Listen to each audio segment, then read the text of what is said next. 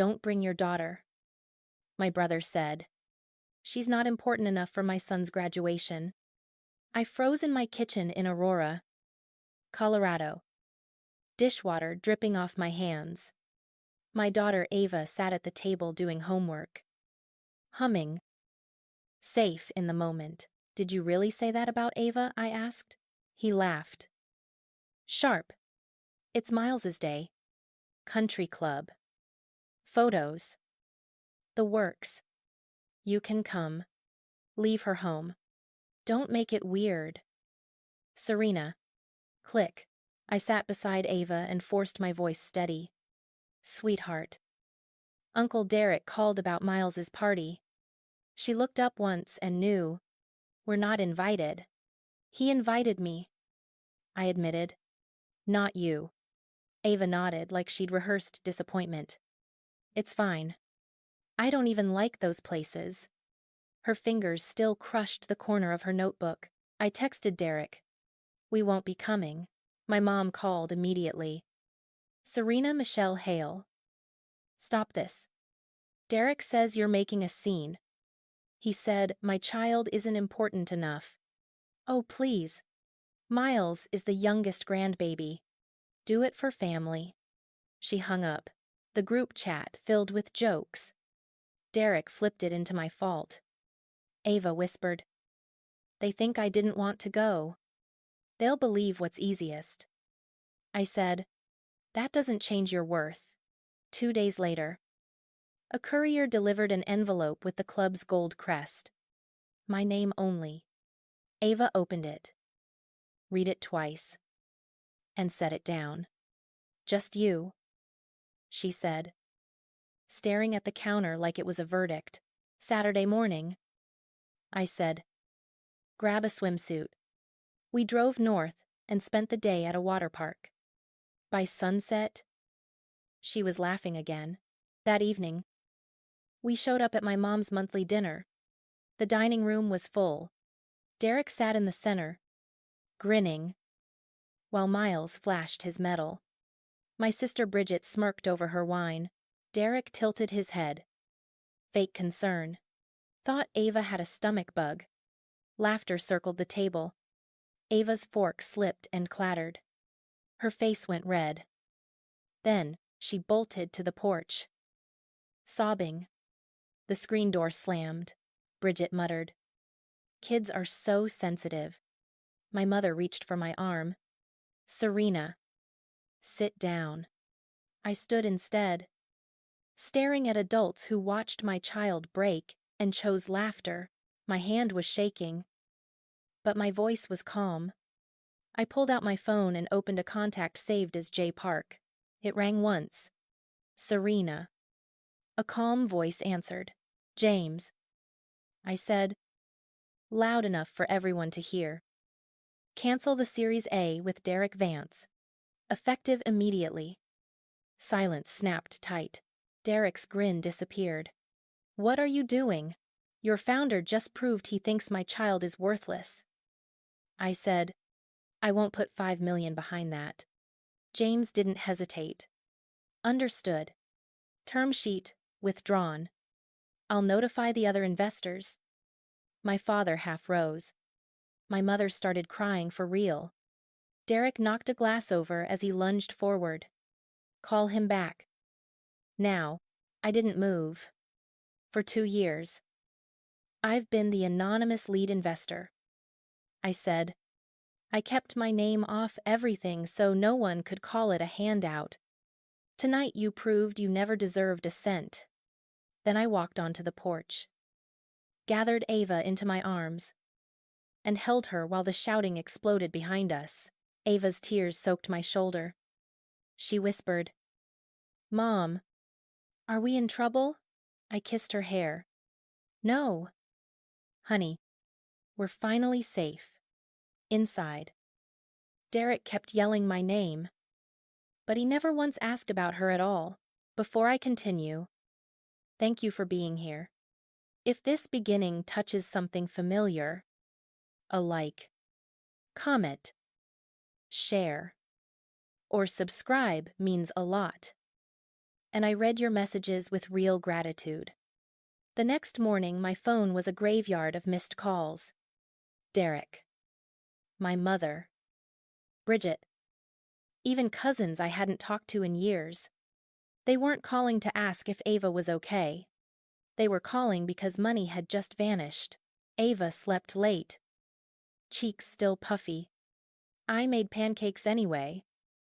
Because routine is how I keep my hands from shaking. She ate quietly. Eyes down. Did Uncle Derek lose his job? She asked. He didn't lose his job. I said, he lost a deal. And that's not your fault. By noon, Derek texted one line. You ruined me. I didn't answer. I forwarded it to my attorney. Cassie Young. Cassie replied, keep everything. Do not respond. Let him write the record for us. An hour later, my mother showed up at my door without knocking. Mascara smudged. Voice already climbing. How could you do that in front of everyone? I kept the chain on. You mean, how could I protect my child in front of everyone? She flinched. Derek is building something. Miles is counting on this. You always take things too personally. Ava is a person. I said, not a prop. My mother leaned closer. Hissing. You're jealous of your brother. I laughed once. Tired. I'm not jealous. I'm done. Her voice turned sweet. The way it does when she wants to sound reasonable. Honey, I'm worried about you. You're spiraling. My stomach dropped. Spiraling meant unstable. Unstable meant she could tell people I wasn't fit. I'm setting boundaries. I said, then set them quietly. She snapped. Call that man back. Fix this. No. Her face hardened. Fine. Don't expect help when you need it. I swallowed the truth. That I'd never had help. I don't need your help. I said, I need you to stop hurting my kid. My mother's lips trembled for a second. Then she chose cruelty. Ava needs to toughen up. That's when I closed the door. The next week was a slow drip of fallout. Derek posted a vague statement about a funding delay. And the rumor mill did the rest. A parent at Ava's school asked, too casually, if we were that family. Another whispered that Miles's big celebration got ruined. Ava heard it. She stopped raising her hand in class. She stopped inviting friends over. One night, she said, very small, if I disappear, would they stop hating you? I sat on the edge of her bed and felt my heart split. No one is allowed to hate you into shrinking. I whispered, not even family. But I was scared. Not of Derek. Of how easily they could twist a story. Of how quickly a child learns to carry adult shame like a backpack. Cassie sent a formal notice to Derek's counsel, reminding him our investment was discretionary and tied to conduct clauses he'd signed. She also sent a cease and desist after my mother left voicemails calling me unwell. I kept my name off Derek's cap table for a reason. I built fund after my divorce. Dollar by dollar. So no one could accuse me of buying love. Anonymity was armor. Now it was leverage. 2 days later, a certified letter arrived from Derek. He was suing me for tortious interference, claiming I sabotaged his business out of spite.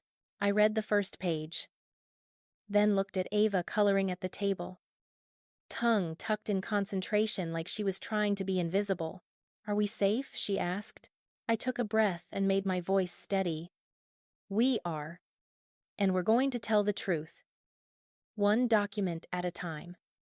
By the time Miles's graduation week arrived, Derek's lawsuit had already done its first job. It made people hesitate around me. Like I was contagious. He didn't need to win in court to hurt me. He just needed to make my name sound risky. The ceremony was at East Ridge High's football stadium. Bleachers packed. The air smelling like sunscreen and cut grass. Families carried balloons and folding fans. Seniors in blue gowns lined up under a banner that said, "Congratulations, Class of 2026. Ava held my hand at the gate, wearing a simple sundress and a brave face. "You don't have to come," she whispered. "I do." I said, "You don't get hidden." We found seats halfway up the visitor side. I kept my smile small. Like any other mom in a crowd, Ava waved at a friend. For a minute, it felt normal. I let myself believe this day could pass without cruelty. Then I saw Derek. He was near the reserved section, shaking hands, laughing too loudly, acting like a hometown star. He wore a blazer in 90-degree heat and a grin that didn't reach his eyes. When he noticed us, his smile sharpened. He leaned into my mother and pointed. She turned, spotted Ava, and her face did that familiar calculation that chooses reputation over love. An usher walked up our row and stopped in front of Ava. "Excuse me," he said, polite but firm. "Are you with the Vance family?"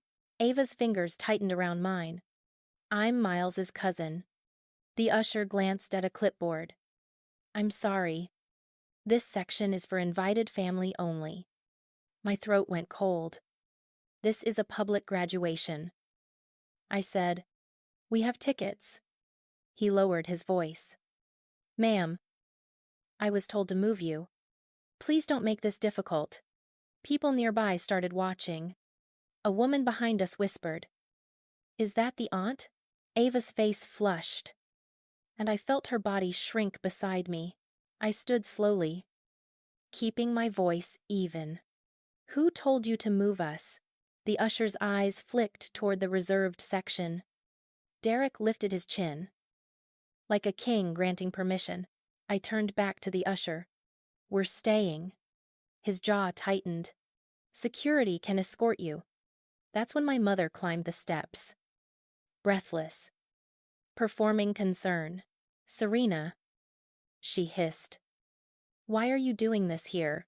"Why is he doing this to Ava?" I asked. My mother's eyes darted to the crowd.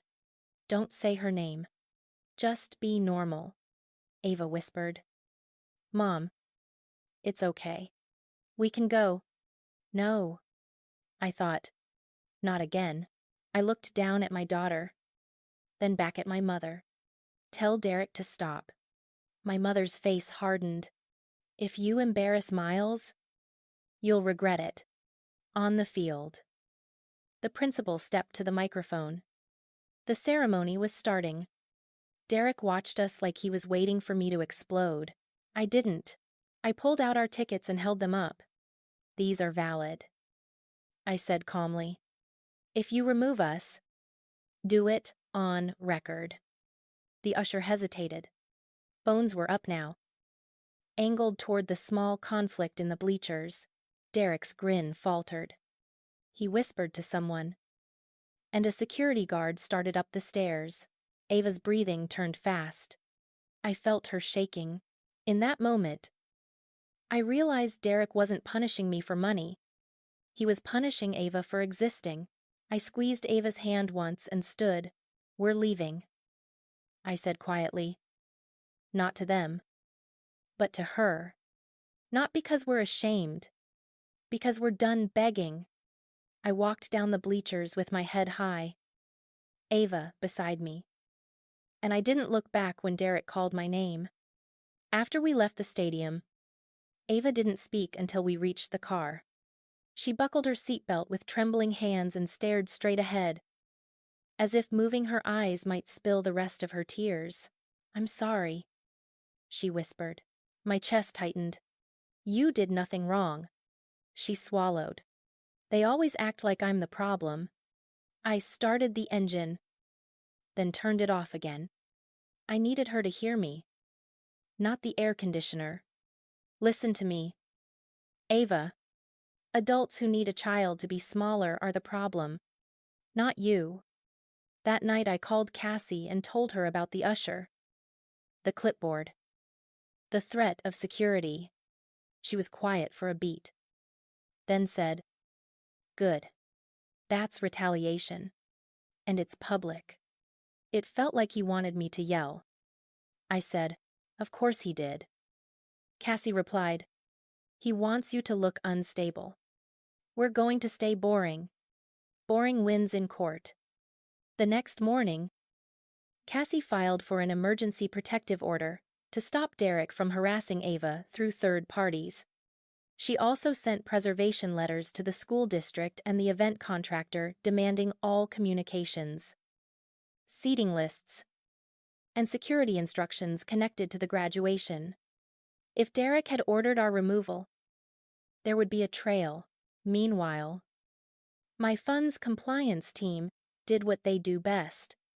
They pulled Derek's signed conduct clauses, investor relations emails, and his pitch deck, where he bragged about values-driven leadership. They assembled everything into a clean packet labeled Timeline of Material Misconduct. By Tuesday, Derek's attorney requested a call. Cassie put it on speaker with me beside her. "We'd like to resolve this privately." His attorney said, voice smooth, "Your client's actions caused significant damages." Cassie didn't flinch. "Your client used a public school event to target a minor. That's documented. We're not negotiating over intimidation." A pause. Then, "If Ms.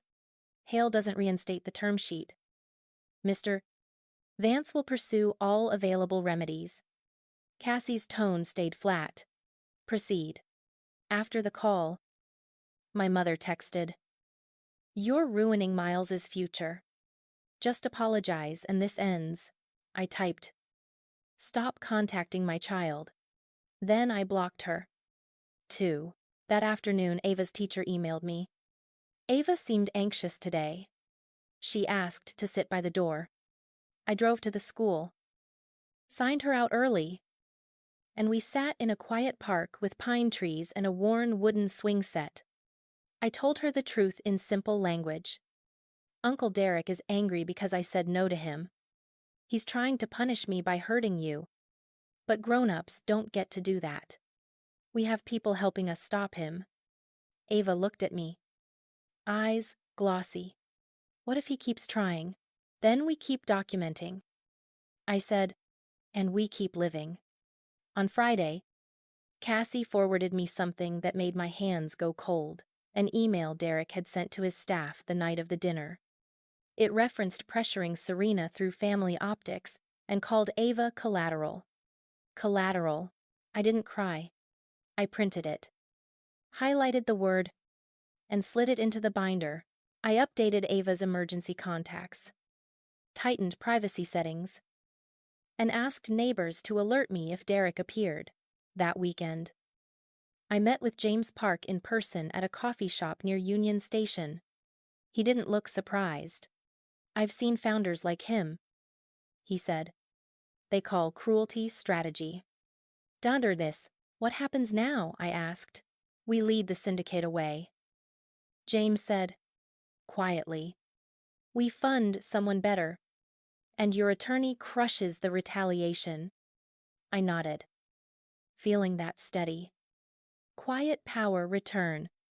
Derek wanted noise. I was going to give him paper, deadlines, and consequences. I thought Derek's lawsuit would be the worst of it until the court date arrived and I realized he'd been counting on my silence as much as my fear. The hearing was in Arapahoe County District Court. A room with pale walls and a judge who looked like he'd seen family betrayal and didn't have patience for any of them.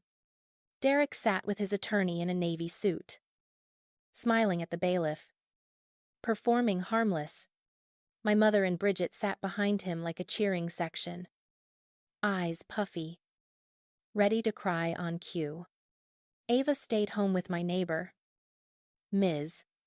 Rios, because I refused to make my child watch adults weaponize her again. Cassie opened with one sentence, "Your Honor, this case is retaliation, and we can prove it." Derek's attorney argued I had interfered with funding out of spite. He tried to make me sound unstable, emotional, unpredictable. Then Cassie placed our binder on the table and asked permission to play the call recording from the stadium security vendor. The judge listened as the vendor supervisor said, in a tired voice, "We received instructions from Mr. Vance's representative to relocate Serena Hale and her minor daughter from the family section. They said the child was not on the acceptable list."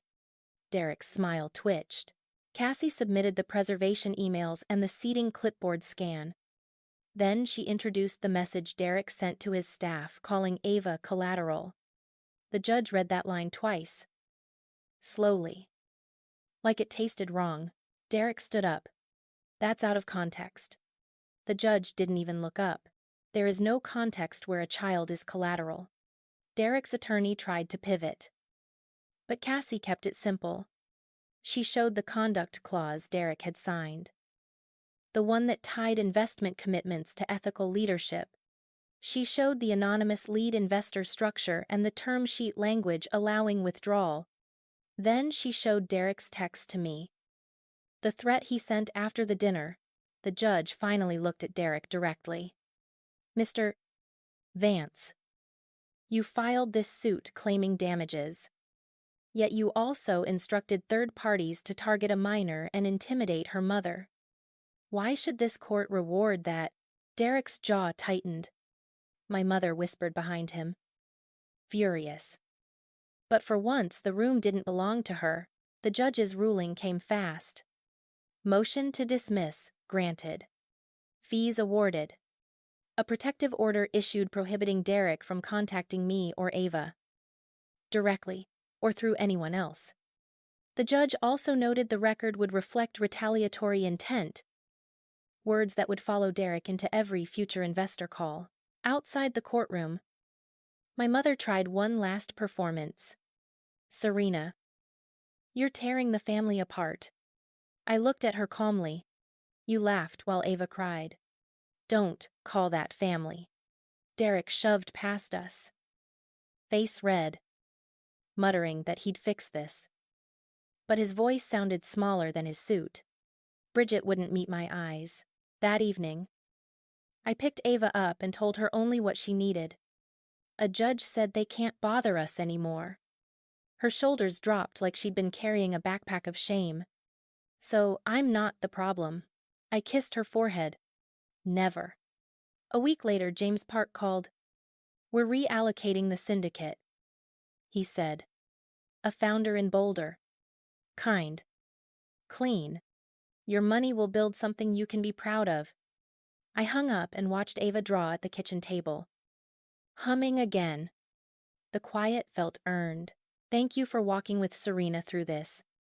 If you'd like to support stories like this, a gentle, comment, share, or subscribe truly means a lot. And I'm grateful for every message you leave.